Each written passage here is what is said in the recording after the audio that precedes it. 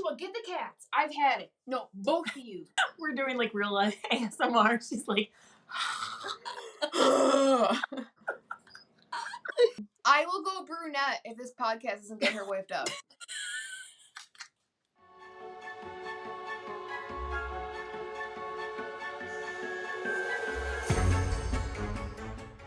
hey everyone, and welcome back to the third episode of the Wine Coven podcast. Before we get started, as always, we invite you to go get your own drink because we will be partaking, as always, while we record this episode. Cheers. Cheers, my girls. Cheers, witches. Yeah, we are. See, okay. wine helps. See? Wine helps. I love that glass. It does help. It does.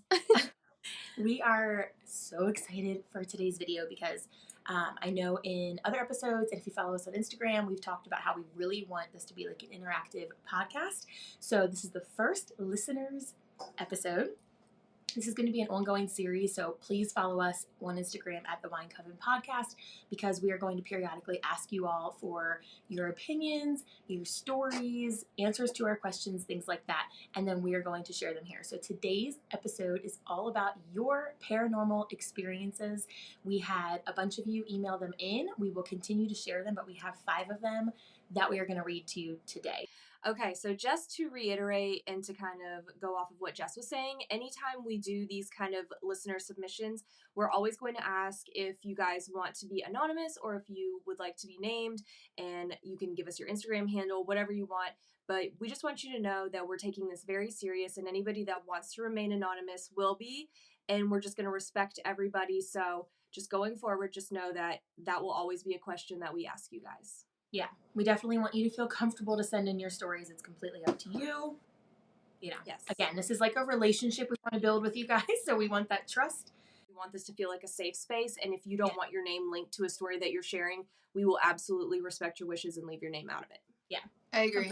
We're really hoping to make this part of like our monthly videos for you guys too. So there's going to be a lot of questions coming, so make sure you're following us. Okay, so the first story tonight, they did ask to remain anonymous, so of course we will respect that, but she did title her story The House on 66th. So I'm going to go ahead and get started. Oh, I'm so excited because we haven't looked at these. Okay, are we ready? Yes. All right. Wine helps. I'm ready. Okay. Wait, did you say house on 666 or house on 66? No, 66, but that's still, I thought the same thing. Okay, because I guess I'm hearing, I still like it. Okay. Maybe it was supposed to sound like I said 666. We'll see. I'm ready. Okay. All right.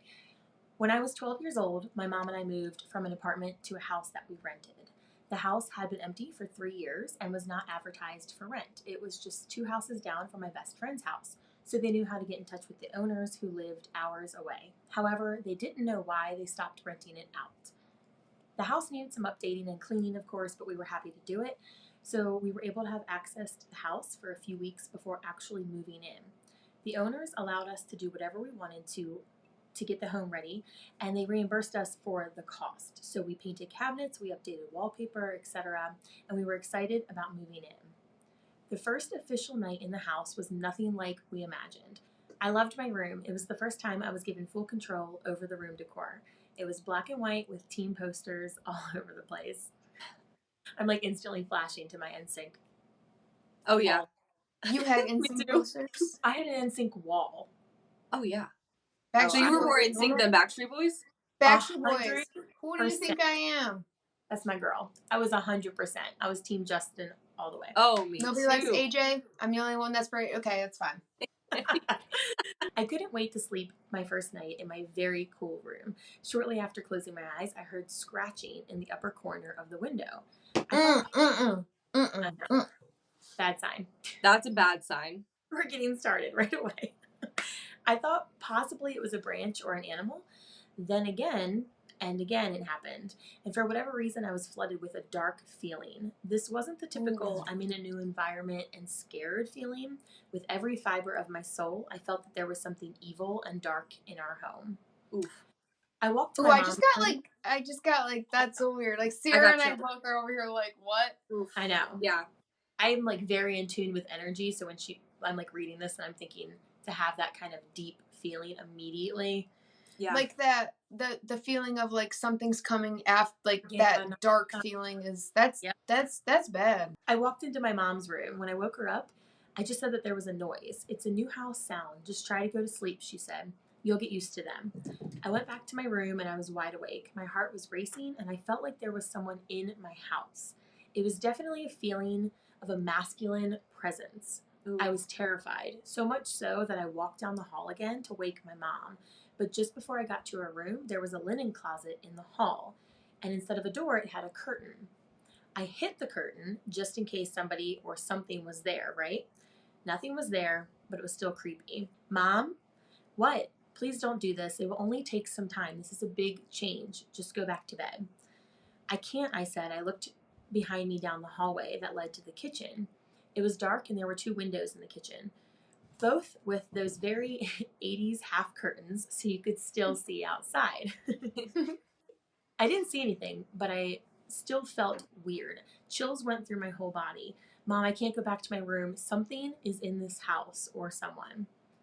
At this point, my mom turned on her lamp. She asked if I wanted to walk through the house with her to see that nobody was there. Keep in mind, I'm 13 years old, not a small child. We walked through the whole house. We checked the guest room, which at this point served as a room where we kept all of our unpacked boxes. It was cold, messy. We even checked the garage. We made sure that all the doors and windows were locked. She could tell I was still scared. Do you want to sleep in my bed? She asked. Yes, I answered. Yeah. Yep. Yep. Yes, please. Yep.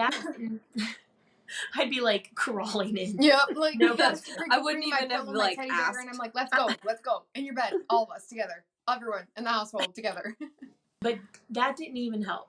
Now my mom made me attend church every week, but it wasn't my choice. However, I was so scared, I asked her to call on one of our pastors to come over and bless the house. She agreed to call the next morning, but still that wasn't enough. My eyes were wide as saucers. We still had keys to the apartment for a few days. My mom finally sensed the terror in me. This was more than being afraid of our new house. She asked me if I wanted to take our pillows and blankets to our old apartment, sleep there, and then call the pastor first thing in the morning. Can we really? I said, yes. So we load up the car, our new car, less than a year old, and it won't start. No. No. Oh man. What? Goosebumps. Priest. We need the priest now. Get the priest over here now. Yeah. Nope. Not tomorrow. For real. Now. I'm gonna drink on that. No. I freaked out. Hell God. no. I cannot go back into that house, Mom. Nope. At this point, I'm beyond scared. I'm hysterically crying. Now my mom starts to look worried. I wanted to sleep in the car, but somehow she talked me into going back in. Tell me this is not the worst horror movie. Why do people always go They always go back in. I know. He's right. They always go back in. Every time. Like, it's fine. The car didn't start, and, like, Yep. there's things happening, but we're going to go back in and hang out in there. So I'm crying and shaking. I'm in her room having a full-on panic attack. I threw myself into an asthma attack. I can't sleep, and now I can't breathe. I'm begging her to call the pastor, and it's the middle of the night. Oh, my God. Oh, my gosh. I clearly remember saying, there's something evil in this house. I don't know what or who, but something horrible happened here. We can't live here. I was hyperventilating and eventually passed out, and that's the last thing I remember from that night. I woke up the next morning, I went into our living room, and one of our church pastors was in there sitting on the couch with my mom. This is terrifying. I'm sorry, like, I couldn't imagine, like, passing out I know. over something that stressed me out so much, and then, like, waking up and seeing that. I Like, know. I'd be so scared. I would know. be so scared. I would be incredibly scared. 100%. Yeah. He looked very concerned and spoke to me so caring. He explained that energies can linger in a house and that he would be happy to pray for God's blessing over our home. But he asked me, do you really think something evil is here? Yes, I said. So whatever holy water or whatever you need to do, please do it because I can't stay here while it's here. She felt that, like, presence. I'm going off this, but I have a feeling that she's feeling this darkness. Yeah. this dark as entity. she's living there, and that's Abuse so heavy. Can be so heavy, and we'll do other episodes on that specifically because I know all of us have experienced that, and I think it takes a really empathetic, kind of in tuned person to feel just different energies. But man, negative ones can physically and emotionally, especially to carry around when you're a teenager, when you already have everything else going on. Yeah, right, exactly. 13. Right? Wow. Yep. I remember him saying, "We aren't Catholic. Our church isn't the type that performs exorcisms, if that's what you mean. Call it what you want. I don't even care." He walked room to room and prayed out loud for God to bless our home. He asked God to give me peace and comfort, and he assured me that I was safe, and then he left. Our car started up just fine that day. Nothing happened for a few weeks. Then my sister came to visit with her husband and her little girl. It was their first time in the house, and we all went to bed. Her husband was in the hall bathroom showering. They were staying in that guest room, which now actually looked like a guest room. My sister went down the hall to wash her face, and her husband locked the door behind him. She looked down the hall to the kitchen window and was overcome with such fear all at once that she used her fist to pound on the door until her husband jumped out of the shower and let her in. He asked, "What's wrong with you?" "I don't know. I just felt something when I looked into that window. It scared the shit out of me." The next morning, she asked, "Why was this house empty for so long?" My mom simply said there was a family that lived here and they moved out. The actual owners are out of town and kept saying that they were going to fix it up, but they never did. Jump forward a few weeks, and my bestie from down the street spent the night. Nothing happened, and all was fine, but the next morning her older sister came over with her friend. This friend was known by everyone to be odd. We would do things like... Really? I'm going to drink to that. I'm just going to drink to odd that. ones. Hey. She would do things like take the heads off of her little sister's dolls and hang the heads from tree branches. They're probably cute, though. Seriously, what the hell? She was about 15 at the time. They walk in the house, and she sits at the table facing the window. Her eyes immediately get huge, and she says, "Uh-oh, nope, I'm leaving. I feel like something really bad is in here. I'm out." And she leaves. A few months later, I had another friend spend the night, and we were in the back den watching movies. Not horror movies. We were laughing and being teen girls. She gets up to get a drink, walks into the kitchen, and jumps. Then hauls ass into the den and jumps on the couch next to me, breathing hard. Again, the same story as always. She felt something when she looked at the window, but saw nothing. She said, "I don't know, something..." Is this the same window? I'm sorry. Is this the same window that was in the original part? Same window with the half curtain, so you could still see outside. Oh, the same window. Oh my God. Okay. Yeah. All right. Finally, my mom asked the neighbor, "Why did the last family leave? Did something happen?" So years before, the family that rented the house was a mom, dad, and 2 young girls. One weekend morning, the mom had gone and the dad was in the back room showering. The girls were playing in the room, which is now our guest room. A man crawled through the kitchen window. I'm sorry. Wait, no. Wait, what? The window. A man crawled through the kitchen window, went to the girls' room, and tried to I'm just going to say for you two, tried to the oldest girl. Oh my God. Called their dad to run out of the shower. He attacked the intruder, and they fought in the hallway, breaking the linen closet door. Oh my God. Is a curtain, don't forget. Oh, are you kidding me? Oh, this is good. I have goosebumps. I do too. Whoa. The man was arrested. The same linen closet. The same linen closet. Oh my God. What? So the man was arrested and the family moved out. I told my mom immediately that story sounded very familiar. The year before we moved into the house, I was at a sleepover, and the daughter of a doctor my mom worked with at the time was there. She had some friends from another school at the sleepover that I didn't know. One of the girls there mentioned her older sister and said she's all messed up. When we asked why, she told us this exact story. They were the girls who lived in the house before. Oh my God, I can't. No I way. can't. Wait, what? I went to live with my dad eventually in another state, and my mom got remarried. I bet. Yeah, and they moved out of the house. I'd be gone too. Like, bye. No, bye. No. But what? My mom got remarried. They moved out of the house, and I was so happy that they were done with that house forever. As an adult, I moved back to that town briefly. By that time, I was a medical assistant working for a primary care clinic. Good for you, girlfriend. I know. I immediately recognized my old pastor when I checked him in one day. I was happy to see him. He was so nice to me. When I noticed his diagnosis, my heart was saddened. He had terminal cancer. Over the next few months, I watched his health decline. Then one day, I noticed he didn't arrive for several appointments. The front desk told me that he was no longer with us, and my heart broke. I went to the break room and I called my mom crying. I'd seen several patients who had passed away, but this one hit different because he was special to me. That was the deciding factor for me, and I turned in my notice. I haven't worked in the medical environment since then. I'm so sorry. Honestly, for whoever wrote this, I'm so sorry. That is... I know. That is very... Wow, and what a full circle. Can you imagine your mom? No, I can't. Found out why there was a dark energy, and you had been at a sleepover. Someone who told you? I can't.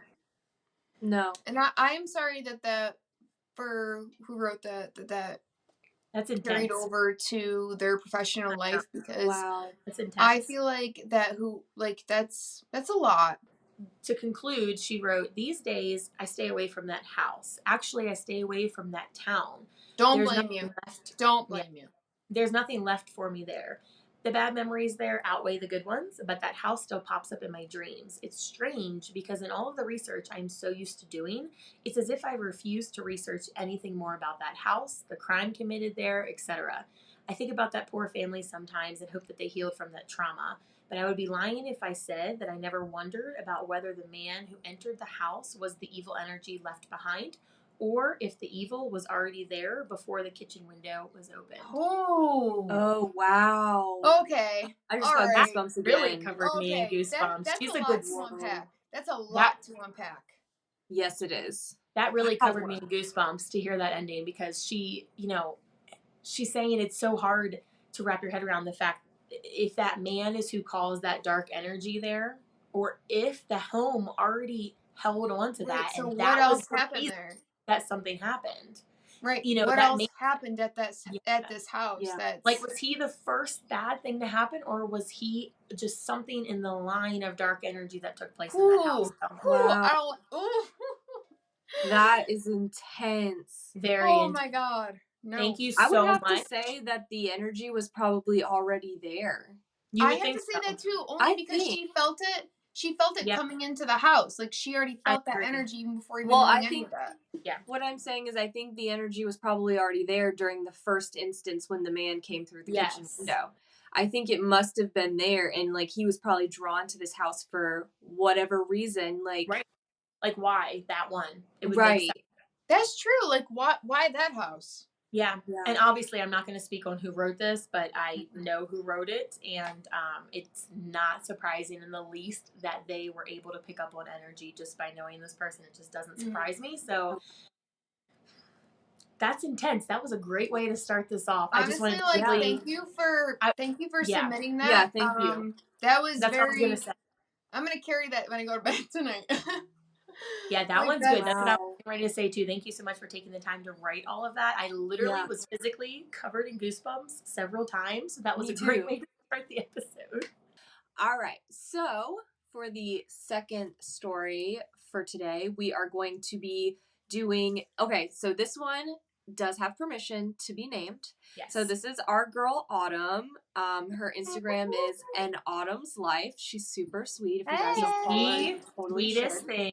Autumn, she is so cute. She slides into my DMs, and I'm like, "You're gonna make my day," and I know it. Her and her husband's stories are the cutest things you will ever see. I love them.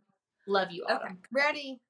So she says, "Hello, my spooky ladies. I have two little stories to share with y'all. I also appreciate that she uses the word y'all. We're both from the South." Yes. Oh, her accent. I love it. I love her. So cute. Okay. She said, "I work in housekeeping at the local college here in town. One of the buildings I was working in has a theater, and behind it is the green room, dressing rooms, etc. My partner and I were back there cleaning one morning, and out of nowhere, we both heard one of the dressing room doors shut. We both looked at each other and knew we were the only ones in there, no maintenance guys or students. So we got our cleaning cart and got the hell out of there. We didn't go back to clean for a week." She said, "We're out." She's Bye, like, Felicia. Bye, Felicia. I mean, honestly, any little small sound when it's a place that's not my own house, I'm out of there. Even at like my own job. Unfamiliar. It's unfamiliar. It's creepy, yeah. It's creepy, yeah. So like I totally get that. So then she said, my second spooky story was in another building on campus, so same place. Right. But it was in the oldest building. I was upstairs cleaning desks and heard my name being whispered to me. I looked up and no one was there, so I went to the doorway to see if one of the other housekeepers were playing jokes on me, but no one was there. And I knew I was the only one in that building in the early morning. There have always been stories of hauntings around campus. Our security personnel has all kinds of spooky stories. And then she says, peace, love, and happiness. That's how she I firmly believe college campuses are like thorough with ghost stories because there's so much to unpack on a college campus. Like, oh my God, yeah. I just was thinking I'm going to DM her, like, privately. I need to know what school it is. I'm just curious because some colleges are really old and some colleges have been founded, like, on grounds in the South. Yeah. In particular. Yeah. That have a lot of history. So. And I will say, too, like, even, like, my high school, there's something about, like, buildings that are supposed to be filled with a bunch of people. When there's no one there, it makes them extra creepy. Like, your senses are heightened because you're like, there should be people here, but there's not. That's a weird... That sounds weird, but, like, your description just now, I'm like... Yeah, that is creepy. It's almost like it's hypersensitive, right? Because, like, the energy level is typically so high that when all of a sudden it drops significantly like that. Yeah. Well, like not even just that. There's a lot of crime that happens on college campuses that before the 70s, before anything that happened where women had actual rights, don't get me started on that. Well, there was a lot of crimes that weren't even reported. So you're talking, you got energies that are still there from crimes committed against women, whoever the group of people were, that weren't even reported because nobody cared. Right. So you have all of these energies and these vibes going through that in the college campus. And like I said, that's what I mean too. Being in the South, you just like definitely don't know what was there before. You know what I mean? You hear that's exactly right. Yeah, you don't know what that land was before it was a college campus. Yeah, true. There could be a lot of energies that are stuck there. I'm gonna DM her because I need to know what school it was. But huge thank you to Autumn for sending those. Thank you, Autumn. Thank you. We love you. You're the best, by the way. I love you so much. I'm telling you, her and her husband are the cutest. She always signs off peace, love, and happiness like that. I love it. I know. Love so thank you to Autumn. And now Corinne is up with our third story. I got a short one, but honestly, like, I haven't read this yet, so we're gonna see. This is from oh my God, she's so cute. This is from Angie, and her Instagram is Ange_Courtney. Freaking cutie, because she says another sweet soul. She says hello, beauty. I'm gonna die. Ooh, damn. Okay, we're gonna start this off hot. Okay. My paranormal experience was in the Villica Axe murder house. Good. Okay, wait, did I read that right? Did you? Okay, hold on. My paranormal experience was in the Villica Axe murder house, Villisca, Iowa. Said to be one of the most haunted homes in America. Holy shit. Wow. Okay. Holy shiitake. See? I'm learning. Now. I'm learning. Shiitake. Just for that, I'm going to bleep out shiitake. Don't you dare. Oh my God. Okay, wait, no. Wait, hold on. Oh. Okay. My paranormal experience was in the Villica Axe murder house in Villisca, Iowa. I hope I said that correctly, by the way. Said to be one of the most haunted homes in America. A family and children were all axe murdered there in their beds in the early 1900s. Oh, God. The killer was never found. I did a day tour of the house, and in one of the children's rooms upstairs... It's always in the children. I swear to you. I mean, we can get into that too, but I feel like... Yeah, this is... Children, it's so much easier to, like, tune into their energy, I guess. They believe more. Well, children in general, like, they're more in tune to that, because adults tune that stuff out, because we got things to worry about. And children don't have to. Yeah, I'm no expert in that, but they say like the veil, whatever you want to call it, is always so much thinner with children because of that pure energy. I think it's also because like, not to go completely off topic, but just real quick, especially talking about children, like they believe in those things more, right? So you have like people, like adults that like, I definitely believe in like ghosts and paranormal and like all those different things. So like, I feel like I experience it more than somebody who say doesn't, they're like, I've never had anything. And I'm like, well, you weren't open to it. You weren't receptive to it. You have to be so receptive. It's all about openness, and it's all about what you are open to interpretation. But wait for this, ready? A jewelry box was sitting on a dresser. The top of it slammed shut and started playing music. Nope. I'd be like, I've seen enough. Nope. I'll see myself out. What? Then the curtain started swaying, almost like the window had been open with a breeze.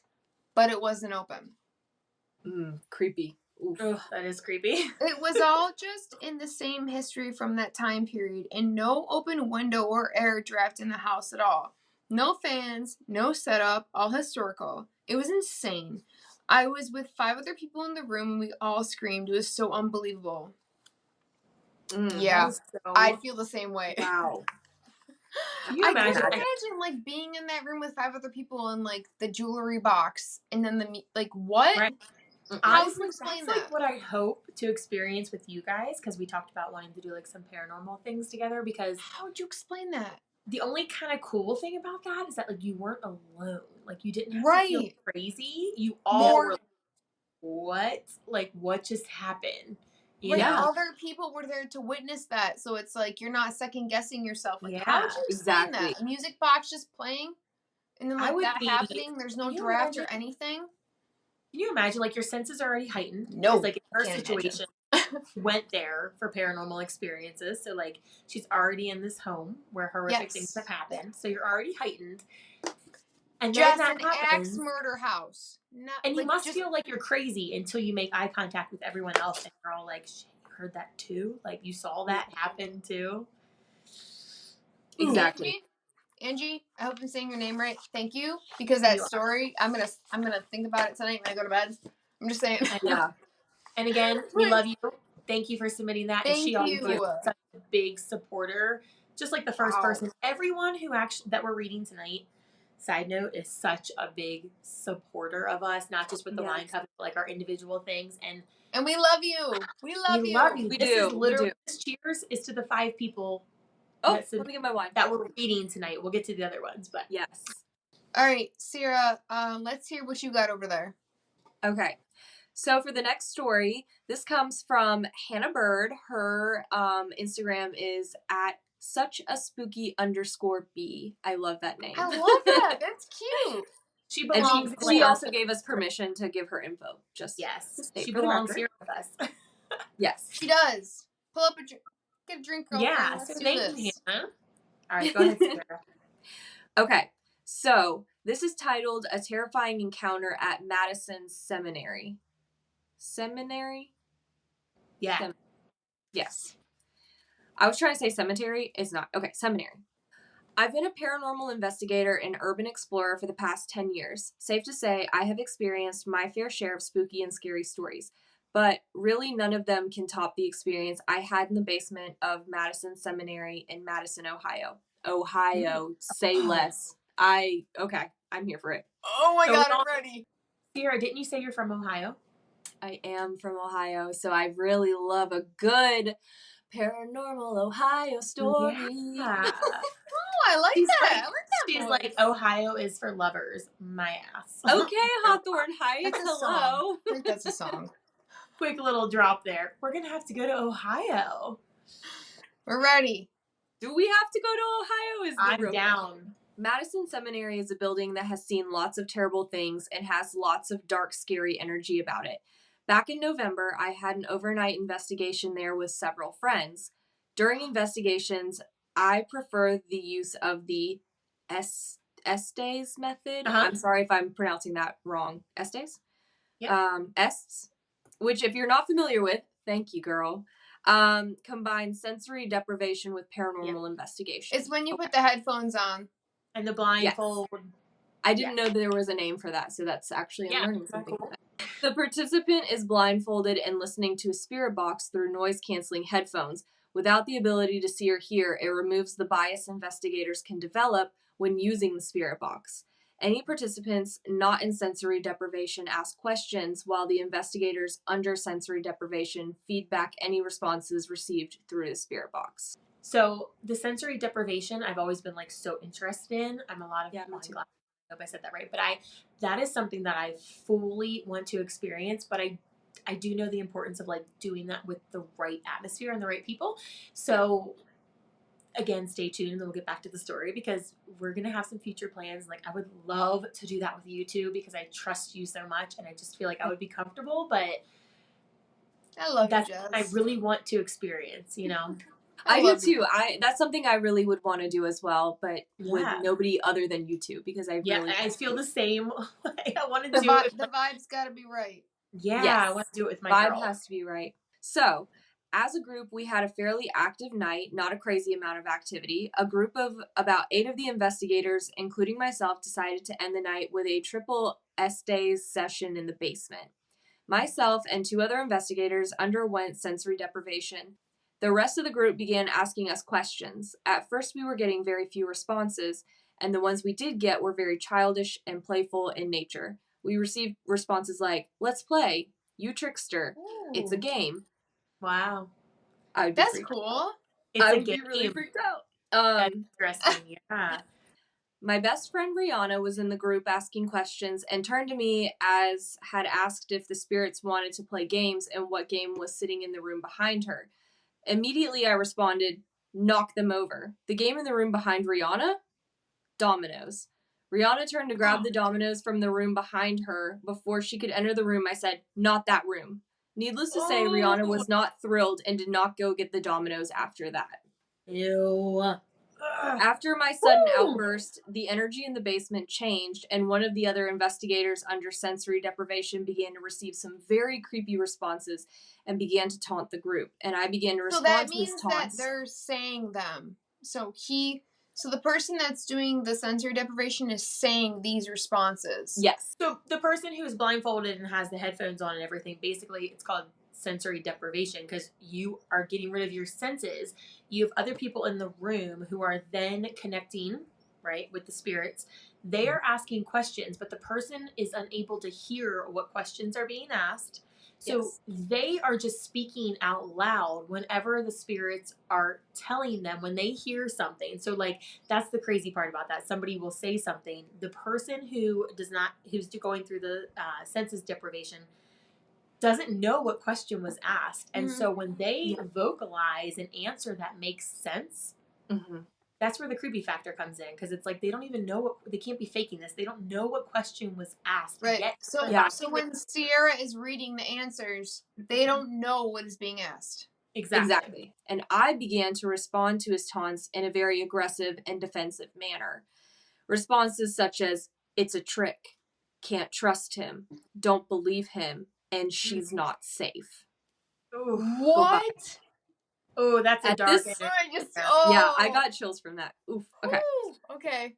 At this point, I began to get the feeling someone or something was standing behind me, and I began to hear my name come through the spirit box.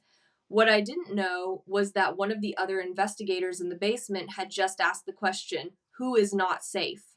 So she had just heard her name.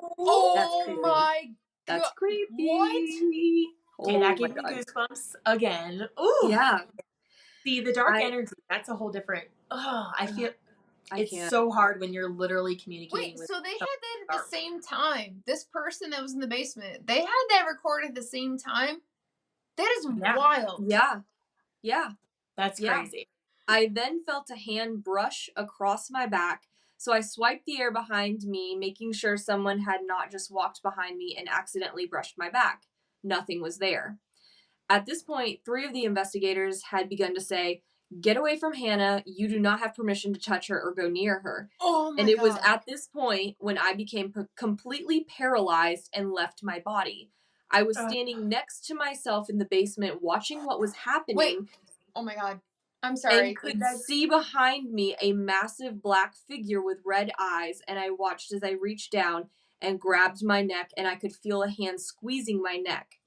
The thing, whatever it was, began to taunt me, whispering very personal, secret, and quite frankly, humiliating information in my ear. Wow. Oh my God. Like my legs and arms are covered in goosebumps. So what did I just say? See, when you have built a connection, like it's there, it's already established with such a dark energy. Ooh, there's I very don't few like things that. freak me out more in life than being directly connected. I don't like the embarrassing part. Like I know, I don't either. That's the point. Like their intentions are bad, and that is a fully dark energy to be connected with, and that gave me goosebumps. Like that's literally. I know, but there's like a different level. There's dark. There's whatever. Bringing up bad past. Then there's things that that entities know that's embarrassing. Like, how would it know that? You're trying to humiliate. I don't know. Right. That's what I'm trying to say. It's like this thing is trying to humiliate. Like what? And like, how? Why? At this point, another investigator who also happened to be psychic came around the corner to pull me out of the S-Day session. I came back into my body as soon as she grabbed my arm to pull me out. I immediately began to cry. I had never experienced something so violating, and I had never felt so out of control before. Oh, you poor to hear her say those words, like for her words. No, I can't. No, I need a second. That's rough. So, it's very interesting to me that energies affect people in different ways, and then they have different frequencies to relate to them, depending on what they're after. And I firmly believe that. And I firmly believe that you react into what you feel, depending on how sensitive you are to the energies. It's so overwhelming where something is trying to connect with you or whatever. And you know what? I respect the hell out of her for sharing the story. Yeah, I do. The story is... I love this. I spent the rest of the night curled up in a chair crying and trying to process what I had just gone through. The girl who pulled me out of the session later came to me and said that she had come around the corner. She saw a massive black shadow standing behind me. Wow. The thing is, I hadn't told anyone what I had seen yet. This was an experience that changed my whole outlook on paranormal investigation and almost made me quit. It's always smart to remember that no matter how experienced you are, investigations can go wrong, and spirits are not dogs. They don't always do what you ask, and some may not have the best intentions. That is an amazing quote. I'm sorry. Yeah. Can you reread that? That is really good. Go back. No, I want to hear it again. Hang on. Hang on 1 second. No, like that's the best quote. I'm gonna keep that. Yeah, that is so true though, because again, see, how you go into it could completely affect the outcome, right? Because like she said in the beginning, she had done many paranormal investigations before. And like I've told you guys, my parents for years did paranormal investigations, right? And it's like you can show up every weekend to a different location, nothing, and then you have this one experience that rocks your life. Sometimes it's funny to me that like we as humans who are alive right now on Earth like think that we have so much power, and in my humble personal opinion, there's just so much else out there, you know what I mean? There's so many other energies or so many other levels that it's humbling, right? Like we don't understand. We don't understand. Right. There's just so much more to it. So I absolutely agree. Yeah. Here we go. I'm getting drunk. Let's go. Oh. If we don't hurry up by the next episode, I'm gonna be like, my favorite horror movie. You said no. What's your favorite scary movie? All right, so we have Ivy who wrote to us. Ooh, tattoos and spooks on Instagram. Yeah. All right, Ivy, let's see what we got here. I have not read any of these stories beforehand, so I'm sorry if I mispronounce anything. All right, so we got, thank you for the opportunity to share one of my most incredible encounters. Aww. I feel honored to even read that. Yeah, I was going to say. It's throwing that out there. Thank you for sharing this with us. All hours. For context, I've been a believer in the paranormal since I was a child. And turned to witchcraft as a means to help deal with explain with some of the activity, of course, that we experienced in my childhood home. Fast forward a bit, and I have now been practicing a witch for 10 years. Good for you, baby. Yeah, I love that. It was maybe 8 or 9 years ago when I was still a naive young witch. Been there. Still there. It's fine. I had just learned that beings such as gnomes and elves were from actual belief systems and lore, and not just from my favorite fantasy books like Harry Potter. Ooh, we actually have episodes coming up on that, so you are not alone. We do folklore. I'm just letting you know. Yeah, we do have that. I found a spell online on how to summon these types of beings into your home, and was thrilled over the idea of having one in my company. Yep. I did the spell, and needless to say, things didn't go quite as planned. Ooh. We had typical paranormal activity in my home already from using a Ouija board.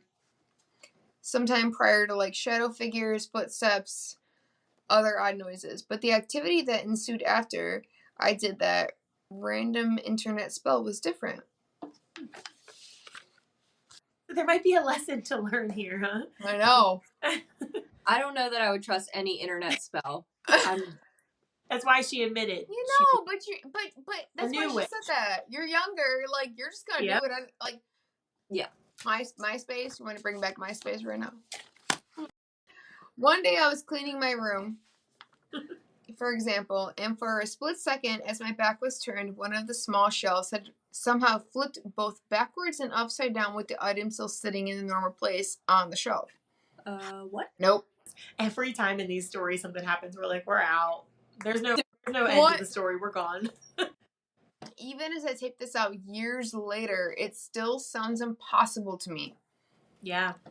I've always been a believer, but still fall under the skeptical believer category. Love that, by the way. Honestly, though, in that moment, I was more impressed and intrigued than I was scared. I actually like that. Because you're sitting there and you're thinking to yourself, wait, hold on. Yeah. I want to know what did that, first of all, and I want to be friends with them, and then I want to discuss with them how they did that. And I love the whole being a skeptic thing, too, because I feel like that's important, and not everybody's going to agree with this. I'm very open to all of that, but I feel like if you go into a situation being skeptical and wait to be proven wrong, I just feel like that's the way to do it. That takes a lot of gumption, I'm not going to lie, because people don't like to be wrong. I know. People don't like to be proven wrong. So being a skeptic means that you have the ability to be wrong and be okay with it. Honestly, though, in that moment, I was more impressed and intrigued than I was scared. I was used to living with odd happenings around me, but had never seen anything like this before. To this day, I've ever witnessed anything like that again. Another page. Another page. Whatever this entity was, it also enjoyed playing games with me and messing around. Ooh. It would slowly sneak up the stairs to my room. Like a shadow? I wonder. I know. Well, she said in the last one, she said that she saw something if it was like visible to her. Yeah. Yeah. That's interesting. So we're going to see what happens. It was listening up to the stairs to my room, and as soon as I look up at the stairs, it would stop. I'd look away, and it would start again. Like I said earlier, we had footsteps before, but they never interacted with you like these ones did. There was even a day when my sister was home with my baby nephew, and she heard something running in circles on the floor above her. Oof. Nope. Which was my room and the spot I did the summoning spell. No. Oh, right. It was so loud and jarring that she ran out of the home and didn't want to go back inside until another sister arrived back at the house. Wow. I don't blame her. Especially I'm gonna be like, bye, baby. Felicia. She said her nephew was there, right? Yeah. Yeah. No one else was in the home, and it was too loud for an animal. So the ruckus was too loud, basically. Oof. When I got home, I told her to stay downstairs while I went up to my room, and I ran in a circle with heavy feet, almost stomping. And she said that's exactly what it sounded like. That is freaky. That is freaky. Very distinct, too. Yeah. You know what I mean? Right, Yeah. right. No one could have broken in either, and all reasonable explanations were ruled out. On another occasion, I got home early from school but forgot a key and was locked out. While sitting outside, I heard loud cries from a baby inside. A baby? I thought maybe my sisters were messing with me and were actually home with my little nephew, or even worse, that he was somehow locked inside alone. But something felt off. And looking back, the cries didn't even sound like the ones my nephew would make. I texted or called them and confirmed that no one was home, not even my nephew. Creepy. My sisters arrived back home later and let me inside, and I could see that no one was there. No one broke into the house or anything like that, and the TV was still turned off.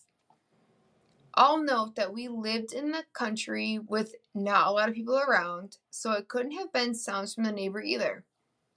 I had no idea what to do about this entity I invited into the home, or who/what it was. I opted to ignore it, and eventually went away. To this day, I'm still undecided about what exactly it was. I think I'll call that good for now, but oh, that's so cute. I love that. But I have countless other odd stories, which I want to hear. So wow, this one is interesting because this is I know. first So story. if you wanna write. Yeah, this is the first story that we heard, at least tonight, because we're going to do this again. But, like, this is the first one we've heard. Have had countless other odd stories from my paranormal shenanigans and ghost hunting adventures. Send us more. Yeah. Do it. I She have invited my it. own paranormal podcast called Ghoul's Trip, which we're going to follow up. Oh. Yeah. Isn't that the one that Sydney was just on? I think so, yeah. I so remember too. seeing, I I love that I'm picture reading of the this because podcast. this is like making my heart so happy right now. I listened to that episode. Because I That's love what- connecting so with cool. another It is podcast. Ivy. That is it. I listened to it. They just had Sydney from Blogoween on there. They do listener stories too. Okay, first of all, thank you so much for sending that. I think that's so cool that she's thank you. our podcast when she already has a podcast. Wait. Oh, last sentence. I'm Love sorry. Oh. And haven't shared the story on it yet. So we're reading it first. Wow. Because it's probably my most bizarre, and I'm always worried people will think I'm making it up. Nope, we don't believe that. No. Not at all. Especially the shelf part, and showcases my lack of knowledge in my early years as a witch. Oh well. Thank you so much for reading this. And if you shared it on your podcast, I hope everyone listening or watching enjoyed it and has learned to not use random summoning spells from the internet. Ivy, I gotta tell you something. This is a judgment-free zone. Yeah. And I'm telling you right now that we believe you. We're going to put her podcast handle on the screen here too, because I listened to several episodes. I will now listen to even more. I just wanted to quickly say, amazing. That's so cool that she's supporting us when she has her own. And her podcast, that's so awesome. Her and one other woman, and it's so good. They just had our friend Sydney, like her story on there. I just love that. It'd be so easy to not submit. What I was going to say to Ivy is I respect the hell out of your vulnerability for saying that. Yeah. I, honest to God, to write that in there, that it was your baby witch years, and to put that in there and write this story to us takes a lot of guts. Yeah. Okay? Yeah. So what I'm going to say to you is this. We definitely believe you. 100%. Judgment-free zone. And honestly, I want more. I know, me too. I'm like, I want more. And then we're going to listen to that podcast. Yeah. And we're going to also want more. So that actually, thank you again, first of all, to all 5 of the people who wrote in for this episode. We'll get to other stories and other listener episodes. But I just have to quickly say that again. I think that's so cool that she did that when she has her own podcast. It's so cool to have like the community over competition thing. Like, I just love that. And that podcast is awesome. So Sierra, I'm sure she would have put the name of her podcast back on the screen for you guys. But that was so cool. Oh my God. That was cool. All of them. Just to reiterate, like, we're such a judgment-free zone. I feel like all 3 of us are such open people. So I just Well, I don't have the memory to judge people anyways, so. I just know we appreciate you guys, first of all, taking the time to like type these stories out, trust us to deliver them out to the world and the internet. So yeah, we thank you guys a ton for that. So I think that's going to conclude this episode. We've got a few more things to touch on. Sierra, if you wanted to yeah. Go ahead. I just wanted to touch on next week's episode. Again, I would like to personally thank everybody that submitted. I really loved listening to all of the stories. I know everyone said that, but I wanted to personally say that. So next week, we will be doing the second part of our 90s Halloween episode, which I know that we're very excited about. So excited. And yeah, we're ready for all the nostalgia. Yeah. And we also wanted to touch on our Instagram, we did ask people what their what their first horror movie was that they watched. And we will be touching on that in the episode after the 90s part 2. Yes.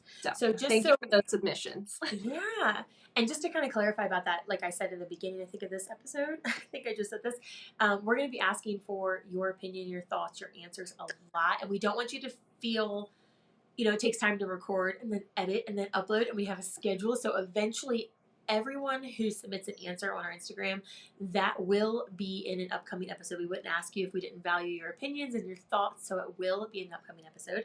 So I just wanted to quickly remind you before Corinne takes us out here to hit the subscribe button and the like button if you would. It means the world to us. Give us a follow over on Instagram at thewinecovenpodcast. I will have that handle plus all 3 of our individual handles down below and our email address so that you can keep submitting these paranormal stories, because the next listeners episode will have a different theme, but we will always go back to reading these paranormal stories. This was amazing. I love all of you who submitted them. I do too. Like, this was fun. We didn't read any of these stories before. Yeah, this was fun. Yeah. We can never read them. I loved it. Yeah. Love this. We can never read them ahead. We have to always have this like genuine reaction, because that was all right. You guys gonna get this one or not? All right, Corinne, go ahead. I'm gonna give my best you gonna guess. Get this one? All right. Why do ghosts rarely come out to be seen? I've never heard them. Why do ghosts? I got 2. So if you don't get this one, I might get the next one. Why do they regularly come out to be seen? Why do ghosts rarely come out to be seen? Oh, rarely. I thought you said regularly.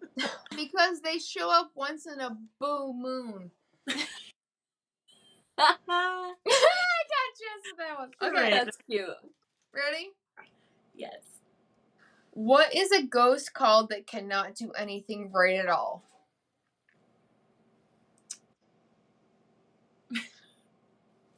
A spooktacular failure. Corinne. What's a ghost's favorite fruit?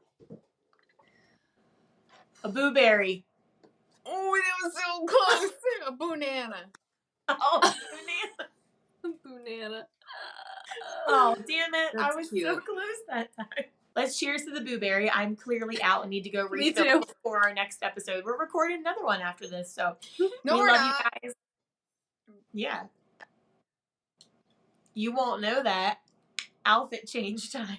We seriously cannot thank you guys enough, though. I hope you know how much we respect your stories, your experiences, and we love you. We will be back very soon, next Wednesday, with our next episode. So, cheers, witches. Cheers, witches.